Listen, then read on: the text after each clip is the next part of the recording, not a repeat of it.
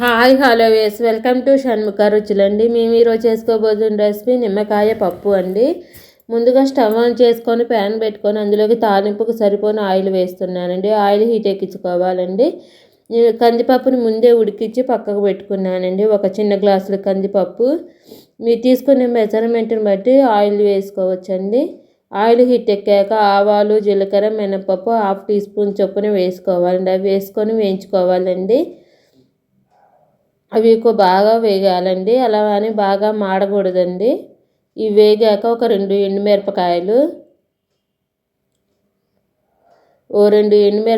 కూడా వేసి ఒకసారి కలుపుకోవాలండి. అవి వేగాక ఒక 4-5 పచ్చిమిరపకాయ చీలికలు వేసుకోవాలండి. నేను ఒక 5 లేక 6 పచ్చిమిరపకాయలు తీసుకొని సన్నగా మజ్జిగ చీల్చుకొని వేసానండి. అవి ఒకసారి కలుపుకొని మూత పెట్టుకొని వేయించుకోవాలండి. ఎందుకంటేను అవన్నీ చిందులు పడతాయి కదండి. ఒక 5 నిమిషాలు వేగాక అవి మూత తీసుకొని ఒక 10-12 వెల్లుల్లిపాయ రెబ్బలు దంచుకొని వేసుకోవాలండి. వెల్లుల్లిపాయ రెబ్బలు తీసి బాగా దంచి వేయాలండి. వేసుకున్నాక ఒక 2 రెమ్మల కరివేపాకు అవి వేగాక 2 రెమ్మల కరివేపాకు కూడా వేసి ఒకసారి కలుపుకోవాలండి. అది కూడా వేగాక ఇంగువ ఒక 1/2 టీ స్పూను వేసి కలుపుకోవాలండి. ఒక 1/2 టీ స్పూన్ ఇంగువ కూడా వేసి అంతా ఒకసారి కలుపుకొని ఇంగువ అంతా తాలింపుకు పట్టేటట్టు కలుపుకున్నాక అప్పుడు ముందుగానే ఉడికించి పెట్టుకున్న కందిపప్పు వేసుకోవాలండి.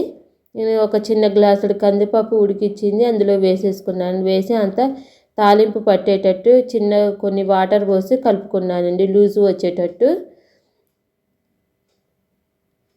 అంతా ఒకసారి బాగా కలుపుకోవాలండి. కలిపేసుకున్నాక ఒక 1/2 టీ స్పూన్ దాకా పసుపు, తగినంత ఉప్పు.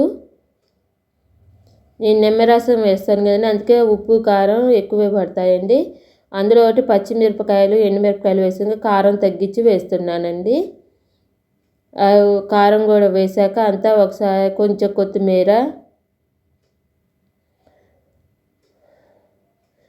కొత్తిమీర కూడా వేసి అంతా ఒకసారి బాగా కలుపుకోవాలండి. అన్నిటికీ ఉప్పు కారం అంతా కలిసిపోయేటట్టు బాగా కలిపేసుకొని తర్వాత స్టవ్ ఆఫ్ వేసుకొని ఒక 5 నిమిషాలు చల్లార్చుకోవాలండి. ఎందుకంటే నిమ్మరసం వేడి మీద వేస్తేనే చేదు వస్తుందండి పప్పు. అంతా ఒకసారి బాగా కలుపుకున్నాక స్టవ్ ఆఫ్ వేసుకొని చల్లార్చుకోవాలండి. చల్లారాక ఒక 5 నిమిషాలు చల్లారాక అప్పుడు నిమ్మకాయ రసం ముందే తీసి పెట్టుకున్నానండి. 2 నిమ్మకాయల రసం ఇందులో వేస్తున్నాను.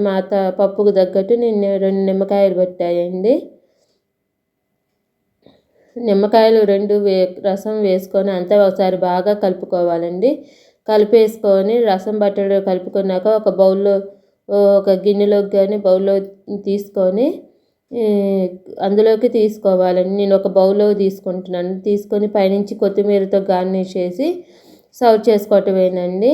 పైనుంచి కొత్తిమీరతో గార్నిష్ చేసి సర్వ్ చేసుకోవటం. అన్నంలోకి, చపాతీల్లోకి, పూరీలోకి సూపర్గా ఉండే నిమ్మకాయ పప్పు రెడీ అయిపోయిందండి. మా వీడియో మీకు నచ్చినట్టయితే లైక్ చేయండి, షేర్ చేయండి, సబ్స్క్రైబ్ చేసుకోండి. Thank you for